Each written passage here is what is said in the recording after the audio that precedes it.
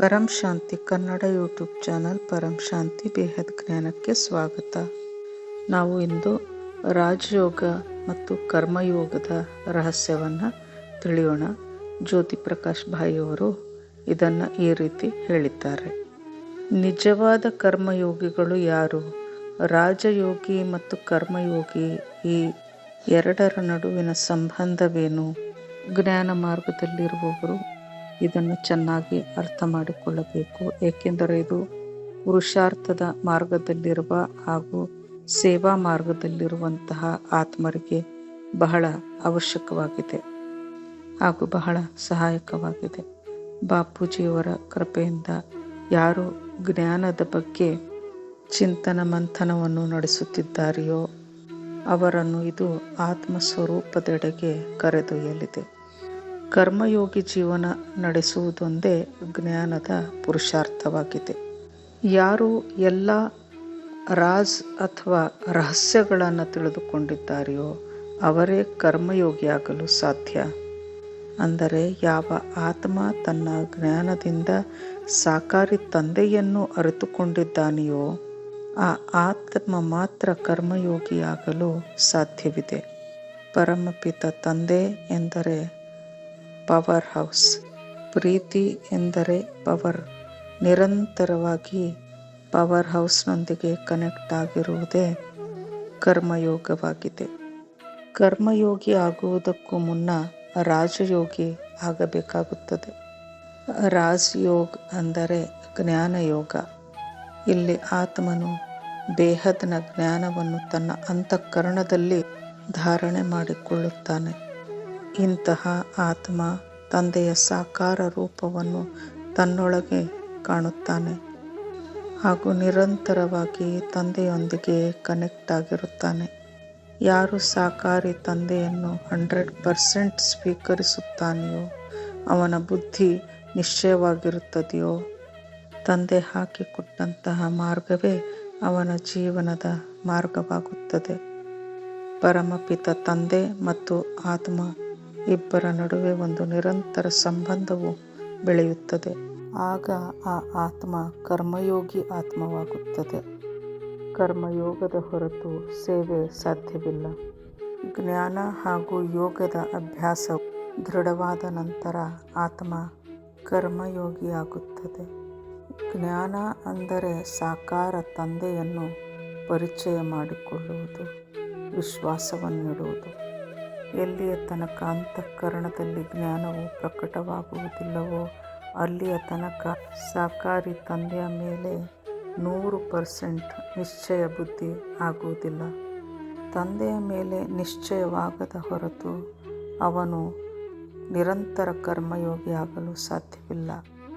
ಹೀಗಾಗಿ ಕರ್ಮಯೋಗ ಎಂದರೆ ನಿರಂತರವಾಗಿ ಸಾಕಾರಿ ತಂದೆಯೊಂದಿಗೆ ಕನೆಕ್ಟ್ ಆಗಿರುವುದು ಎಂದರ್ಥ. ಕೇವಲ ಜ್ಞಾನಿ ಮಾತ್ರ ಸಾಕಾರನಲ್ಲಿ ನಿರಾಕಾರನ ಅನುಭವವನ್ನು ಪಡೆಯುತ್ತಿರುತ್ತಾನೆ. 100% ಜ್ಞಾನ ಇಲ್ಲದವನು ಸಾಕಾರನಲ್ಲಿರುವ ಜ್ಞಾನರೂಪ ಪ್ರಕಾಶವನ್ನು ಅರಿಯಲಾರ. ಇದರಿಂದ ಅವನು ಪರಂ ಶಾಂತಿಯ ವೈಬ್ರೇಷನನ್ನು ವಿಶ್ವದೆಲ್ಲೆಡೆ ಹರಡಲು ಸಾಧ್ಯವಾಗುವುದಿಲ್ಲ. ಎಲ್ಲ ರಹಸ್ಯಗಳನ್ನು ತಿಳಿದುಕೊಳ್ಳುವುದು, ಜ್ಞಾನವನ್ನು ತಿಳಿದುಕೊಳ್ಳುವುದು, ನಂತರ ಕರ್ಮಯೋಗಿ ಆಗುವುದು, ಇದರ ನಂತರ ಸಂಕಲ್ಪದ ಮೂಲಕ ಪರಮಶಾಂತಿಯ ವೈಬ್ರೇಷನನ್ನು ಸಂಪೂರ್ಣ ವಿಶ್ವದಲ್ಲಿ ಹರಡುವುದು, ಇದುವೇ ಸಂಪೂರ್ಣ ಸೇವೆಯಾಗಿದೆ. ಅಂದರೆ ಕೇವಲ ಕರ್ಮಯೋಗಿ ಆದವನು ಮಾತ್ರ ಸೇವಾಧಾರಿಯಾಗಲು ಸಾಧ್ಯ. ಮೊದಲು ರಾಜಯೋಗಿ, ನಂತರ ಕರ್ಮಯೋಗಿ, ನಂತರ ಸೇವಾಧಾರಿ. ಸೇವಾಧಾರಿಯಿಂದ ಆತ್ಮವು ಧಾರಣಾಮೂರ್ತವಾಗುತ್ತದೆ. ಇದುವೇ ಜ್ಞಾನದ ಸಾರಾಂಶವಾಗಿದೆ. ಬಾಪೂಜಿಯವರು ನೀಡಿರುವಂತಹ ವಿಡಿಯೋಗಳನ್ನು ನೋಡಿ ಅದನ್ನು ತಿಳಿದುಕೊಳ್ಳಿ. ಜ್ಞಾನಿಗಳಾಗಿ. ರಾಜಯೋಗ, ಕರ್ಮಯೋಗ ಇವೆರಡೂ ಒಂದೇ ಆಗಿದೆ. ಆದರೂ ಮೊದಲು ರಾಜಯೋಗಿ ಆಗಬೇಕು, ನಂತರ ಕರ್ಮಯೋಗಿಗಳಾಗಬೇಕು. ಇವು ಎರಡು ಒಂದಕ್ಕೊಂದು ಪೂರಕವಾಗಿವೆ. ಇದರ ಬಗ್ಗೆ ಬಾಪೂಜಿಯವರ ವಿಡಿಯೋಗಳನ್ನು ತಿಳಿದುಕೊಳ್ಳುತ್ತಾ ಹೋದರೆ ಇದು ಪುರುಷಾರ್ಥದಲ್ಲಿ ಬಹಳ ಸಹಾಯಕವಾಗುತ್ತದೆ. ಇದರ ಬಗ್ಗೆ ಬಾಪೂಜಿಯವರ ವಿಡಿಯೋದ ಕ್ಲಿಪ್ಪಿಂಗನ್ನು ಮುಂದೆ ತೋರಿಸುತ್ತಿದ್ದೇವೆ. ಗಮನವಿಟ್ಟು ಕೇಳಿ. परम शांति, बेहद की परम शांति। देखो, राज माना सारे राज को जानना है, राज माना रहस्य को जानना है। अब सारे रहस्य जानना है तो कौन से रहस्य को जानोगे तुम? जब यहाँ तो केवल आत्मा परमात्मा की बात से ये राजयोग नहीं कह सकते। ठीक है। गीता का भगवान जो कृष्ण ने मना ऑलमाइटी अथॉरिटी ने कृष्ण के द्वारा जो गीता ज्ञान दिया उसमें सहज राजयोग की बात की है। क्या जी? सहज राजयोग। सहज मतलब आत्मा आसानी से ये ज्ञान को पहले समझे। ठीक है। तो कौन सा ज्ञान चाहिए उसको? आत्मा को योग लगाने से पहले उनको कौन सा ज्ञान बुद्धि में आना चाहिए? क्योंकि तुम्हें योग माना कनेक्शन जोड़ना है तुम्हें ऑलमाइटी अथॉरिटी से। पावर किससे लेनी है? जी। देखो हर वीडियो में तो एक बात होती है, कई बच्चे सुनते होंगे कि एक ही बात आती है जी। मगर योग माना कनेक्शन। ठीक है। अब योग तुम किससे कनेक्शन लगा रहे हो? योग तुम शिव से कनेक्शन जोड़ रहे हो, महाशिव से जोड़ रहे हो, परमाशिव से जोड़ रहे हो जी। या मर के जो गए हो भूतों से जोड़ रहे हो। ठीक है। तो योग ऑलमाइटी अथॉरिटी से तुम लगाओगे।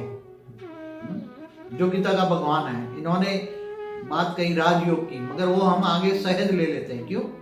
क्योंकि इसके लिए ये ज्यादा कोई घर बार छोड़ के जंगल में जाने की जरूरत नहीं है। बिल्कुल। बड़ी बड़ी उपासनाएं करने की जरूरत नहीं है। ठीक है। हाँ, बड़ी बड़ी अपनी शरीर को ताड़नाएं देने की जरूरत नहीं है। हठ योग जैसी हठ योग है। ठीक है। ये जैसे बड़े बड़े पद्मासन या आसन लगाने की जरूरत नहीं है। ठीक है। ये बुद्धि योग है। ये बुद्धि का योग है ना। बुद्धि से मुझे याद कर। क्या परमात्मा ने क्या कहा? मुझे बुद्धि से याद। पहले तो मुझे जान। अब परमात्मा को मैंने ऑलमाइटी, यहाँ परमात्मा मैंने हम ऑलमाइटी अथॉरिटी को लेंगे। ठीक है। हम शिव महाशिव परमाशिव की बात नहीं करते। हम तो कि जो आत्मा जितना ज्ञान समझती है, जैसे ऑलमाइटी अथॉरिटी की पहचान क्या है? जो ऑलमाइटी अथॉरिटी जो जितना ज्ञान देता है बेहद का विश्व का ज्ञान देगा। क्या? तो ऑलमाइटी अथॉरिटी को तुम्हें जानना है तो ज्ञान है पहचान। क्या है? ज्ञान है पहचान। जैसे डॉक्टर है, इंजीनियर है, तो उसकी पढ़ाई की ज्ञान से जानोगे ना। बिल्कुल। हाँ, ये चार्टर्ड अकाउंटेंट है, ये लौकिक पढ़ाई है। ठीक है। ये बेहद की अलौकिक और पारलौकिक पढ़ाई है। सही। तो जितना आत्मा में ज्ञान समझ में आ जाए, ठीक है। केवल समझो कि ये ब्रह्मांड तक ज्ञान समझ में आ जाए तो समझो कि ये शिव की रचना है। तो कोई समझो कि गैलेक्सी अनंत कोटि ब्रह्मांड तक समझ में आ जाए, अनंत कोटि ब्रह्मांड माना एक गैलेक्सी माना एक आकाश गंगा तक समझ में आ जाए तो ये महाशिव की रचना है। किसी को एक यूनिवर्स तक समझ में आ जाए तो यूनिवर्स की परम महाशिव की रचना है। ग्रेट यूनिवर्स की आई हुई रचना है। तो अलग अलग क्वालिटी की यहाँ हमारे धरती पर अलग अलग जगह की आत्माएं आई हैं। बिल्कुल। कोई दूसरे गैलेक्सीज ही आई है, यूनिवर्स से आई है, ग्रेट यूनिवर्स से आई है, ग्रेट यूनिवर्स से आई है। बिल्कुल। और कुछ बेहद की आत्माएं हैं जी। जिनको विश्व कल्याण के लिए यहाँ उनकी रचना की गई है। कृष्ण अवतार के टाइम की बेहद की आत्माओं में सब रिकॉर्डिंग पड़ा है। अच्छा, आत्मा के अंदर ही सब रिकॉर्ड है। जो जहाँ से जिस कैटेगरी से आत्मा आई है, ठीक है, वहां ही उस आत्मा में उसी कैटेगरी का सर्जन हुआ है। ठीक है। जैसे महाशिव की कैटेगरी की है तो महाशिव का जब सर्जन करता है, महाशिव की रचना है, तो उसमें महाशिव की आत्मा में जो रिकॉर्डिंग पड़ा है वो सारी उसकी रचना में रिकॉर्डिंग आ ही जाता है। ओके। जैसे बाप के संस्कार बच्चों में आता है ना। बिल्कुल बिल्कुल। डीएनए से। बिल्कुल। ऐसी तरह अगर वो गैलेक्सी से आई है तो महाशिव तक ज्ञान सुनेगी, गैलेक्सी तक सुनेगी, यूनिवर्स से आई तो ये पहचान है। तो ज्ञान सागर में जो डूबती है, कई बार कई बच्चों को प्रश्न आता है कि हम बेहद की आत्मा है या नहीं है। तो बेहद की आत्माओं में भी कई कैटेगरी है ना। तो बेहद की आत्मा जब ज्ञान सुनने के बाद बेहद की आत्माएं भी हमारे पास कई प्रकार की आत्माएं बेहद की आत्माएं आती है। उसमें जो ज्ञान सागर में डूबते हैं वो हाई क्वालिटी आत्माओं का प्रूफ है। जितना ज्ञान तुम लेते हो, जितना ज्ञान से समझते हो, विचार सागर मंथन करते हो, ज्ञान सुनने के बाद विचार सागर मंथन करते हैं। ये समझो कि मेरे योग की जो स्थिति अगर आप लोगों को बताऊं तो कभी यकीन नहीं कर पाओगे। मैं हमेशा कर्म योगी रहता हूँ। क्या? कर्म योगी का मतलब क्या है? हर कोई कर्म करते करते भी योग में कनेक्शन में रहना, पावर हाउस से कनेक्शन में रहना अच्छा कार्य होगा। तुम अगर कर्म योगी की एक बार कर्म योगी पहले क्या है, एक समझो कि तुम हमेशा आत्म स्वरूप में रहने की कोशिश करो हर पल। तुम पहले अपने आप को आत्मा समझो। क्या समझो? आत्मा।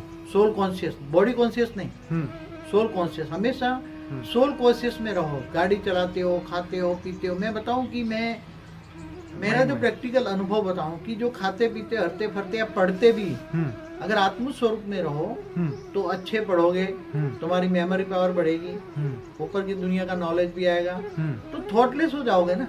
तुम खाना खा रहे हो, तुम गाड़ी चला रहे हो तो सोचने की जरूरत, ऑटोमेटिक गाड़ी चलेगी। जैसे तुम्हारी गाड़ी हवाई चल रही है ना, ऐसे चलेगी, ऑटोमेटिक जगह जाएगी, और जहाँ पहुंचना है वहाँ ऑटोमेटिक जाओगे, निसंकल्प अवस्था बनकर चले जाओगे। देखो, भगवान कृष्ण ने जो गीता में योग सिखाया है, चाहे राजयोग का हो, चाहे कर्म योग का हो, वही तो बेस्ट योग है ना। तो बेहद की परम शांति सोचो, बोलो परम शांति। Join us daily for live meditation, 10 p.m. to 11 p.m. on YouTube Live. Subscribe now. Website www.paramshanti.org. Email us anand@paramshanti.org. Like, share, subscribe. Join today. बेहद की परम शांति सो